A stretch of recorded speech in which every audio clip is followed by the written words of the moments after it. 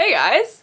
It's fine. I'm totally not in pain. I sobbed at the end. Are we surprised? Didn't see the trigger warning page. What is happening right now? Like, so annoying. Hello you guys and welcome back to my channel. It's Leela and we are back again for a actually new video because I was looking back on the videos that I've posted and I realized that I've never posted a wrap up on this like channel, which is so weird because I feel like that's like a classic booktube video that like everyone posts, and I just realized like, whoa, hello, I never talk about the reads that I read in a month, and I was like, I think I should start doing that because I remember I think a few videos ago I got a few comments of people being like can you start posting wrap-ups, like we want to see your thoughts on books and things like that other than on reading vlogs. And so I was like, you're so right, I need to start doing that. So here's my first ever official wrap-up, and we are starting with none other than the month of October, which is so exciting because it's fall. I always have the best reads in fall, you guys. Like, I've been having phenomenal reading experiences lately. Like, I'm having a great time. Anyways, some of the books that I'm going to be talking about today are like sort of part of a reading vlog, which you're going to get like in-depth ugh. Can I talk? Hey, can I speak English? Can I? Anyways, some of these books are part of a reading vlog, and so you're gonna get like an in-depth explanation of my like real deep down thoughts about these books in that reading vlog that's coming up. I don't know if it's like gonna be posted before or after this. Probably after, because I'm still in the middle of reading one of the books for that reading vlog, and it's really emotionally taxing. I'm unwell. Anyways, without further ado, let's get started. Oh, also, I forgot to mention, I did in fact dye my hair. I'm back to being a brunette. I thought, you know, for the fall, for the winter, I want to go back to my roots. I want to go back to my original color, brown, because, you know, winter, dark months, dark hair. And I asked her to do like the not permanent dye. So of course it stays when I wash my hair and stuff like that, but it's a lot easier to remove the dye so I can go back to being blonde. So like my bleached hair isn't like completely covered, if that makes sense.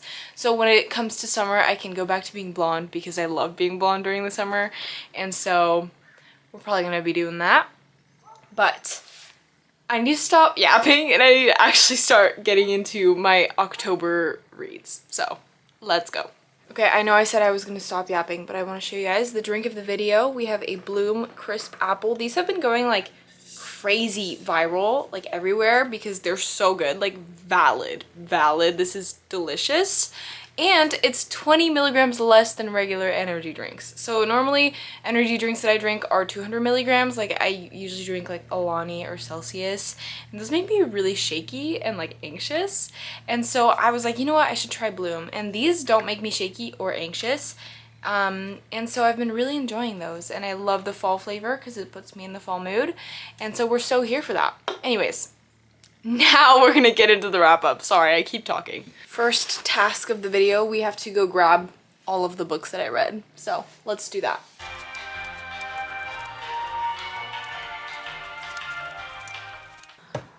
Okay, we have all of the books. And see, I never realized how much I actually like read and like take into perspective how much I actually read without like grabbing all of the books. So these are the books that I read in October. Hello? I read this many. What? Okay, I'm like hecka surprised because I did not take into account that I actually read that much in October. Hello. But let's get into the wrap up, shall we? Let's go. The first book I finished this month was Magnolia Parks Into the Dark. So this is the last book in the Magnolia Parks and BJ section of the series, because Magnolia Parks universe has Daisy Hates and Magnolia Parks, and we are following the two couples, and so it's like every other book is the like Magnolia Parks, Daisy Hates, Magnolia Parks, Daisy Hates, if that makes sense. And there are going to be 3 books for each couple, and this is the 3rd book of the Magnolia Parks, and then there's going to be the 3rd book of the Daisy Hates coming out sometime in the near future, please, because Jessa Hastings has not released a date. She has not released anything about it. I don't even know if she started writing it, but it's fine. I'm totally not in pain waiting for it. I'm totally fine. Totally fine.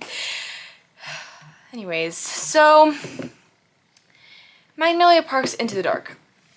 5 stars. 5 stars. Are we surprised? No, we're not. No, we're not. We knew this was going to be 5 stars. Magnolia Parks is one of the most top tier, changing my brain chemistry, just so connected to the characters. Like, I just love that series so much. Both Daisy Hates and Magnolia Parks. I can't really choose which one I like better because both are so different. In Magnolia's story, we are following, it's more like the paparazzi side of things where she's extremely famous and she has a lot of mental issues. She's very dependent on people. She needs to feel loved. She is very toxic. Like, this is a huge, like, toxicity series, sort of, where all of the characters are really toxic and it's their dynamics. But in this book, since it's the 3rd book, there have been, like, huge character arcs. Like, our characters are so different when you compare them to who they were in the 1st book. But essentially, in this one, I can't really say what the premise of this book is because it would be a spoiler for the beginning of the series. But in this one, let's talk about the 1st book. In the 1st book, we're following Magnolia and BJ, and there's this big thing that happens, but you don't know what it is, and it's splitting their relationship apart. And so you spend the whole book trying to figure out what's happening. But this is more of a character study series where you just follow them in their daily lives as extremely famous people who are followed by the paparazzi everywhere, and it's just drama after drama after drama after crazy things that happen in this book. It's insane, but it's so entertaining. But the thing is, even though there's drama and it can seem kind of surface level, there's such a deep layer underneath everything that happens, and you get to know these characters so well, and you feel like they're your friends, and you feel like they're real, especially because this is set in the real world in London, and you're like, I feel like I know these people. Like, I don't understand how they're not real. And it's just, yeah, this was a wonderful read. Like, I had such a good time. I sobbed so many times. On my Goodreads review, I say, I think this may have been the perfect book. I haven't had the lost in a book feeling for a while, where you don't even think of looking up to see how much you have left or how long you've been reading, and this was the book that did it for me. These characters are perfect, not in a literal sense, definitely not, but because of how well you know them. I think I would have highlighted every sentence in this book if I could have, but I limited myself to basically one every page. So I annotate this series because Jessa Hastings' writing is just impossible to not annotate. So I like see all of my annotations throughout this book, and even if I read one quote out of context, I'm like back into the story. Yeah, it's amazing. I need to stop yapping about this, but this was the 1st book that I finished in October. Then another heavy-hitting read for me, I read The Nightingale by Kristen Hanna. I really wanted to read this book in fall/winter because of the cover. Like, you can see there are little like raindrops and things like that, and so I was really wanting to get in that atmospheric mood, and I would say that was the perfect decision on my part. So I was born in France, and so this book was really, really hard hitting for me because French is actually my 1st language, and so they use a lot of French dialogue and French words and French aspects of the culture in this book that I really related to, and I loved just reading about that and just kind of like identifying myself in that, because I was like, I know these places, I know these words, I know these habits that French people have, and it was just so cool to like see it in a book. In this one, we are following 2 sisters in war-torn France, and both sisters are so different. One is really like headstrong, she wants to do things for the war, and the other one, she's a mother, she's a little more soft, but both play such an important role in the war. They both have an immense impact in doing their part in the war, and it just shows how different people can do different things but still have such a strong impact even though they don't do the same things. You can just see the aspect of like family and sister dynamics. Like, if you really like family dynamics, this is a really good story for you. I sobbed at the end. Are we surprised this is a Kristen Hanna book? We're not surprised. She just has a way of making you feel connected to the characters, of making you relate to them even though you are not in their situation at all. Like, I'm not in France during World War II, like that. I've never experienced any type of situation similar to that, but I just felt like I could identify with these sisters, and it was so beautiful and I loved it so much. And so this was a really good read for me. Once again, this was 5 stars, so I had 2 5 stars in a row, which is unheard of for me. And this was actually all in a reading vlog, I'm pretty sure, so that was a really good reading vlog for me. And then once again, I want to read my Goodreads review for you guys. I said, I have tears falling down my cheeks as I am writing this. As someone who grew up in France, this book hit really hard. You hear these things about the war growing up, but you don't really know. Wow, it hurts. It's beautiful. It's everything I could have asked for. The strength of these women is insane. They are so strong, each in their own way, and that is so, so, so beautiful. The writing was beautiful, and the plot and character balance was perfect. I love this. 5 stars. Next, we have The Everking. So this was a conflicting read for me. Let me just tell you about it first. In this one, we're following Eric, who is the Scarred King of the Ever Kingdom, and we are also following, I forgot her name, hold on. So in this one, we were following Eric and Livy. Eric is the king of the Ever Kingdom, which is the seas. So this is very much like pirate, sea, fae story. It's a fantasy book, and I, going into this, was not expecting it to be a dark, like, fantasy, because I read it on my Kindle, and so I didn't see the trigger warning page, and so it didn't trigger me, but I was just not expecting that, you know? Yeah, so I didn't see this page when I started reading it, and I was like, surprised by how many gruesome scenes we got in this. We're following Livy, who gets captured by the Ever King because it's kind of complicated to explain.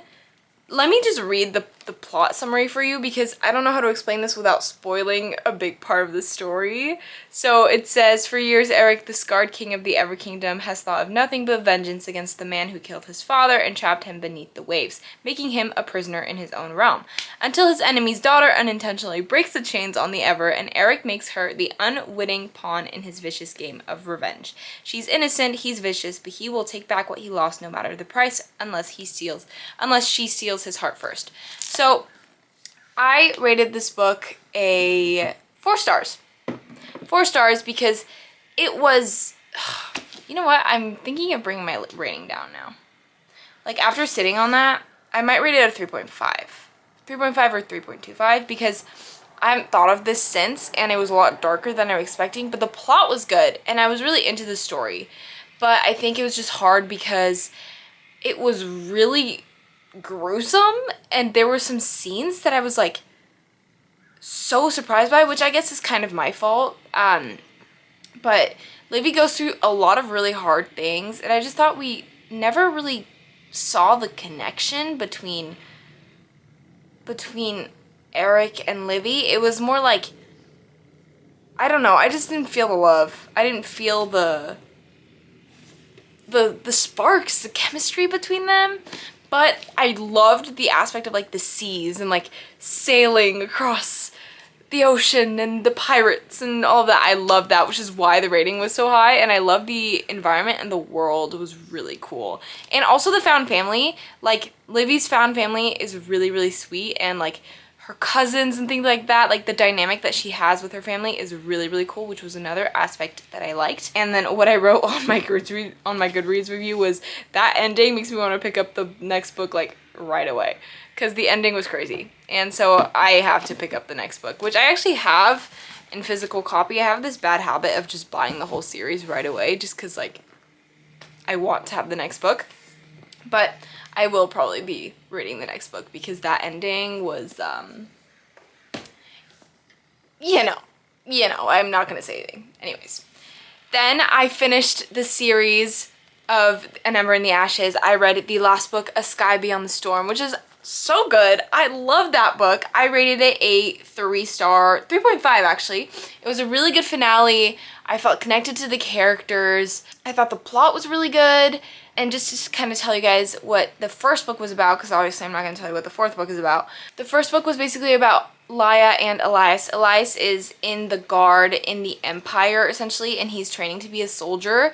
But he hates it. He hates his life. He wants to leave. And then we have Laia, who is a healer, and she is like she's in the lower class, and her brother gets kidnapped. And so to try and find him, she goes into the Academy of the Guards, like undercover, and that's how she meets Elias and things like that. That's a really like short and bland and not detailed summary, but it's just because I went into this book blind, and I want you guys to go into it blind if you start this series, because it just makes it so much better. I love going into books blind, so I never really like to tell you guys too much because I think it just makes the reading experience better. But I had a fun time. This was a really good finale. On my Goodreads review, I said, a really good finale of this series, definitely action-packed. You never get a break in this book. Like, in all of the books I noticed, you never get a breather. I don't think there's ever a single, like, span of time in this book where they're just, like, world building or traveling and nothing's happening, or they're going on a peaceful ride. No, there's always something. There's always sabotage. Nothing ever goes right in this book. So if that's triggering for you, that might not be for you. But if you like a really like fast-paced, like go, go, go, go, battle after sabotage, after training, but then like the training goes wrong and then like she's like dying and then, you know, all that stuff, this is a series for you. Next, I read The Coworker by Freida McFadden. I read this in one day. I went on a road trip by myself, and it was like 6 hours of driving by myself, just like listening to nothing. And so I was like, you know what? I'm gonna read this book. And so I turned on the audiobook, started it that day, finished it at the end of my road trip, and I had a great time. Nothing spectacular. I rated it a 2.5 stars. It was an interesting read, to say the least. Like, it's a thriller, so my heart wasn't pounding. I wasn't scared. I was just like, what is happening right now? Like, I'm so confused. Who's guilty? Who's not guilty? The one thing I will say is both of the women in this book, so annoying. Oh my gosh, I hated them so much. Like, I was driving around on my road trip and I was listening to the audiobook and I was like, I hate these characters so much, but that's why I kept reading. Like, I hated them so much that I couldn't stop reading. So yeah, that was a conflicting read, because I was like, I hate these characters so much, but like, I can't put the book down. Well, not put the book down. I can't stop listening to it. What I said was, these characters are so infuriating and corrupt. It's insane. But basically in this book, we are following kind of like an office system kind of thing. And we were following this girl named Dawn, and she's weird. And she like is always on time. She's always on a schedule. And then she happens to not be on time and not on schedule. And so everyone's wondering like, what happened? Like, why is she not on time? And then there's this girl, Natalie, who sits next to Dawn, and she's the one that notices that like Dawn isn't there. She's late. She's starting to act weird. And so she's like wondering what's happening. And so you're kind of following both perspectives of Dawn, which is like leading up to the thing that happened, and then also Natalie, who's trying to figure out what happened, but also you see a bit of Natalie in the past perspective, and it's just a bunch of timelines connecting to in the end weave into this answer of what was actually happening. And it was conflicting. Like, I hated both of these characters, hated them, but like, it was a good book. I just, you know. Anyways, next book. The next book I read was Rebel Witch. Oh, Rebel Witch by Kristen. I still don't know how to say her last name, so we're just gonna say by Kristen. We're on first name terms, okay? This was really fun. This is the sequel to The Crimson Moth, or what's the other title of it? I have the book. Heartless Hunter. Heartless Hunter.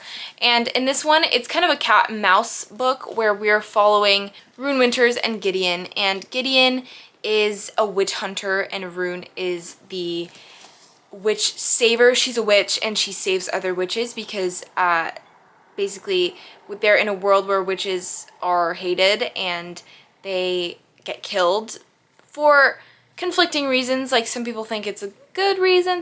The witches obviously don't want to be killed, but then like there are some corrupt witches and good witches, and so the people that want to kill the witches want to kill all the witches, but then like they're the good witches, so you're like rooting for the good witches, but also like you don't like the bad witches. I don't know.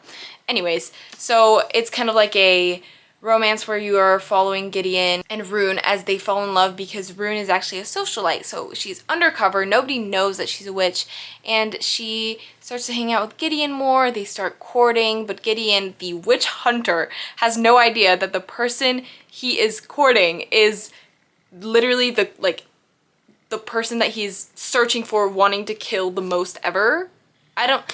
You guys, I'm not the best at doing book summaries, but I'm good at giving opinions, and I like this book. This was a fun time. This is the sequel, so the like little review or the little book summary that I just gave was for the first book. This is completely different, but I obviously don't want to spoil you guys in case you haven't read the first book yet. But my Goodreads review says, this was so much fun. I loved how short the chapters were. Oh my gosh, the chapters were so short. I loved that so much. And it was super fast paced. I think there was a really good balance between plot and romance, and the only thing that I think would have been cool would be to incorporate just a little more magic into it. The magic system is really, really cool in this book, and I wish that we had gotten a little bit more details as to how it worked in the second book, because in the first book it makes sense that we're setting up, it's the romance, it's the cat and mouse game, and then I was expecting the second book to be more into the magic and to learn more about how Rune uses her abilities, but this was definitely more of like just more romance, which was a great time. I had a fun time, but I would have loved to have seen more magic. That was my only complaint, but I rated this a 4.5 stars. So it was a really good book and I really enjoyed reading it. Oh no, I rated it a 4 stars. 4 stars. This is the book that I'm reading in a reading vlog, and that's Redeeming 6. That's Redeeming 6. So I can't even talk about this without like having a hard time, because this series is just so painful and so good, and it hurts to talk about it or to think about these characters because I love them so much. And it's insane that words on paper are making me feel this way. Words on paper. This book is huge. These pages are extremely thin. The font is tiny, but it's so worth the read. You know how everyone says like, oh yeah, the Boys of Tommen series, like they're all so long, but like you read them like so fast. It's true. It's true. It's so good. So we are following Joey and Aoife. This is the second book in their story. So there's the first 2 books in the Boys of Tommen is Johnny and Shannon, and then the second 2 books, so the 3rd and 4th book, are Joey and Aoife, and then the 5th book is Gibbsy and Claire, and then the 6th book is Lizzie and Huey, but I haven't read the 6th book yet, and I'm in the process of reading the 5th book right now.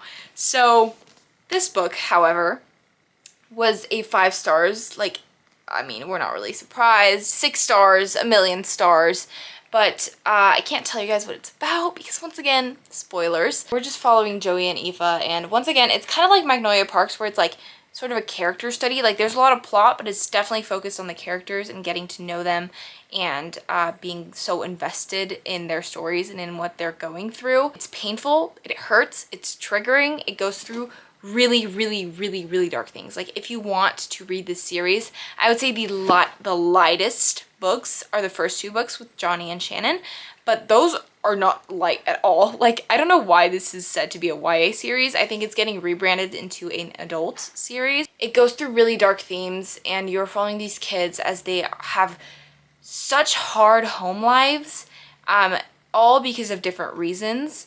And every single couple goes through different really triggering things, and you can see how they approach them. And this book was beautiful. It healed something inside of me. It broke everything inside of me, and then it put it all back together again.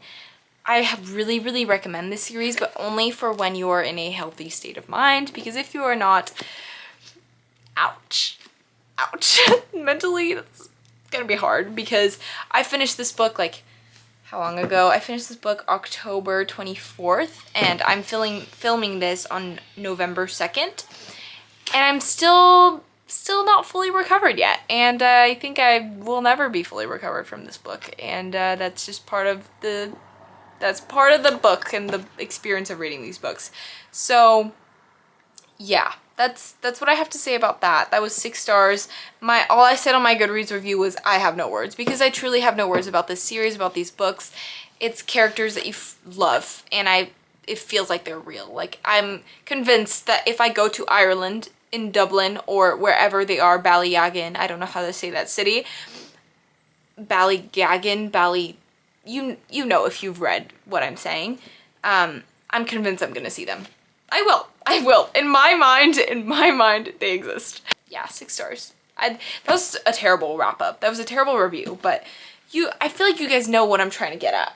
And then, last but not least, I finished up the Prison Healer series for the end of... Can I talk? Hey, can I talk? I finished up the Prison Healer series at the end of October. I read The Gilded Cage and The Blood Trader. This is the 2nd book, this is the 3rd book, and I'm going to talk about the 1st book just as a little recap, because obviously, no spoilers. How many times have I said that?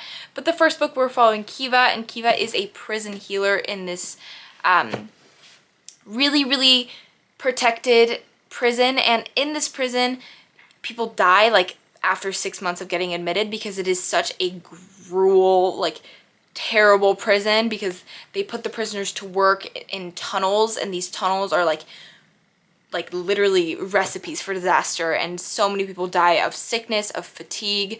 The guards are terrible to the prisoners, and so Kiva is a prisoner, but she got the job of the healer instead of working in the tunnels or in the other really hard jobs, and so she has been working with these prisoners, and a lot of the prisoners treat her really badly, and she's just...